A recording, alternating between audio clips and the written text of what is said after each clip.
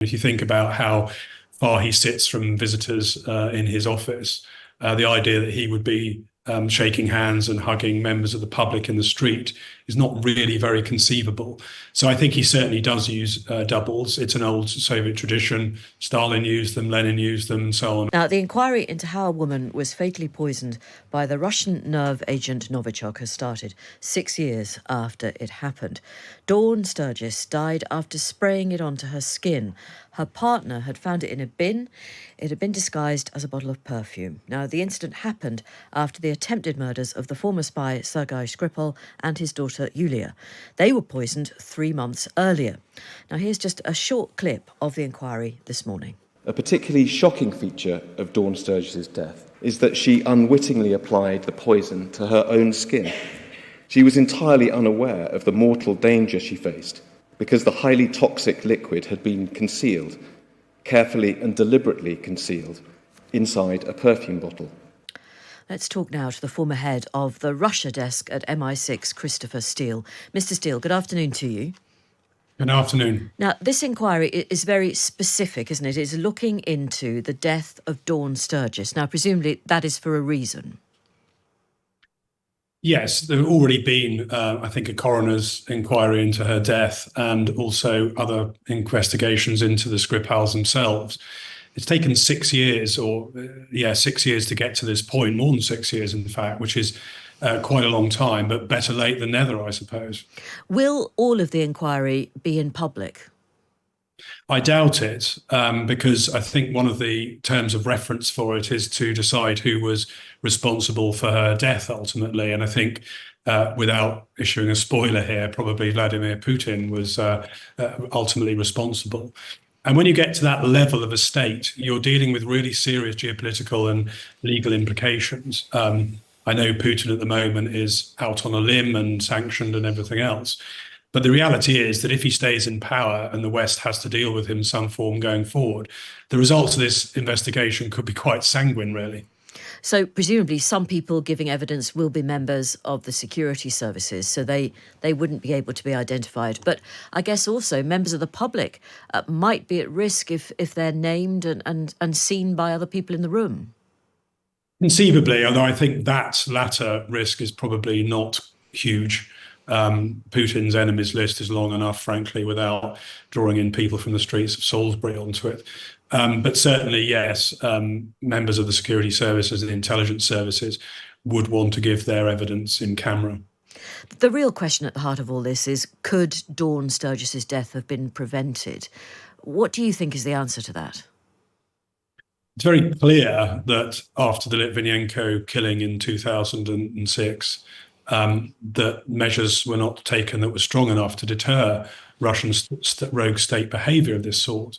And if you look, in fact, when I made my submission to the Intelligence and Security Committee's investigation into Russia in 2018, later that same year, I made the point that there had been 5 or 6 clearly defined watershed events, which each one was worse than the previous one, of which the Skripal assassination attempt was one, and that clearly the Russian government had not been deterred, as it still hasn't. And one of the worrying things at the moment is that if you remember the hostage swap or the spy swap or whatever it was called, involving Evan Gershkovich, the Wall Street Journal. That was just about 6 weeks ago?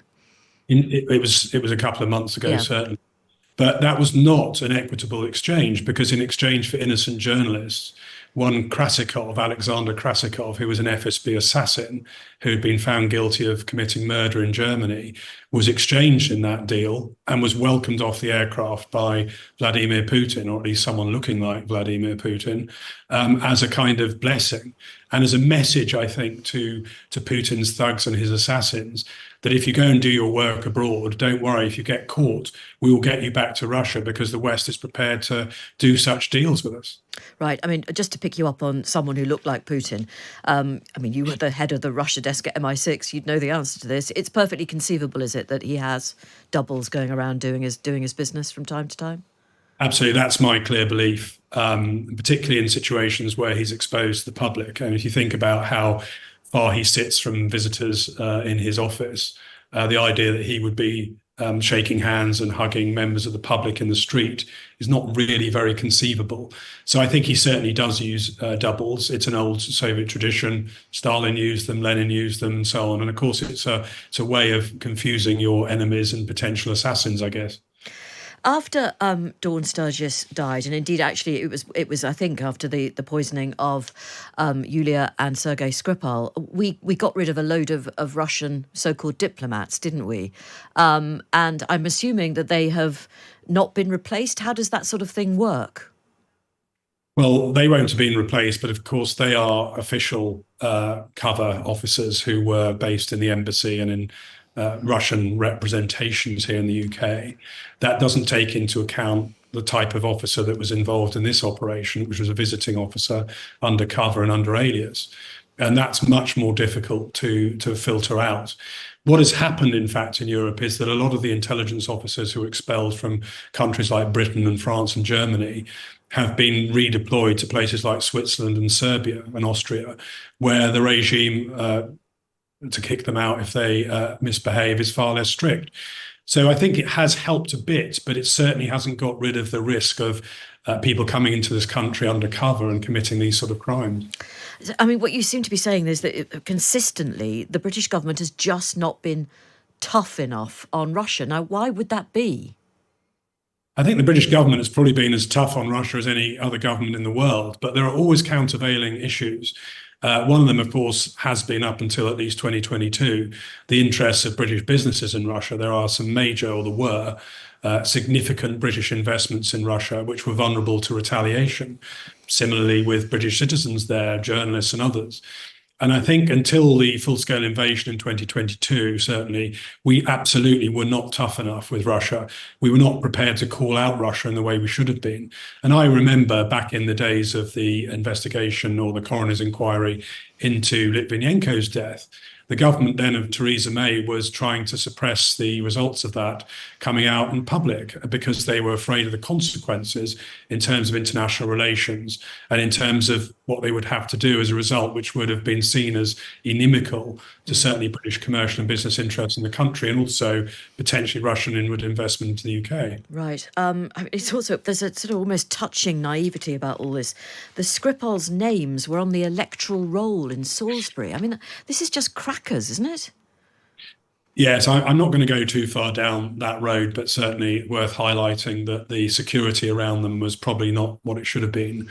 And hopefully lessons have been learned from that. I think in his case in particular, because he'd been part of a previous spy swap, I think there was an understanding that he wouldn't be used as part of a retaliation operation by the Kremlin and therefore was probably safer than most such people. But obviously that calculation was misguided.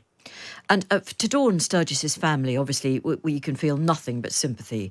The way she died was probably absolutely horrific. She was an ordinary member of the British public, had done nothing to deserve her involvement in this incident. And the people who did it, we know who they are, and there's absolutely no hope, really, of her family getting what you might call justice. There's no hope at all, is there? Not at the present time, but I think things could change very rapidly in Russia. It's certainly conceivable. The regime is a lot less secure than people believe, in our estimation. If you look at the way in which Prigozhin was able to conduct his march to Moscow, if you remember, last year without much resistance, and the rumour is that Putin fled to St. Petersburg at that time. I think that it's quite conceivable that within the next few years this regime will collapse, and maybe there will be some prospect of justice.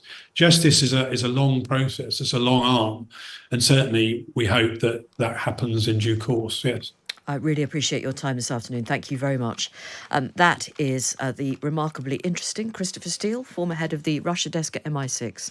The Putin doubles is quite a terrible thought. I kind of heard the rumour, but wasn't sure it really happened. And I wonder whether you are deemed an acceptable Putin lookalike if you just happen to look like him, or whether you are paid to go and look like him, i.e. you have some kind of surgery. And that have as much Botox as him. Yeah, that becomes more and more sinister, actually, the more you think about it. But maybe I shouldn't judge the amount of Botox Putin's had, because I don't know which Putin I'm looking at. Not anymore. Don't? No? Original Putin or Putin 2.0. I also love the notion of a code of diplomacy where the Skripals were deemed safe.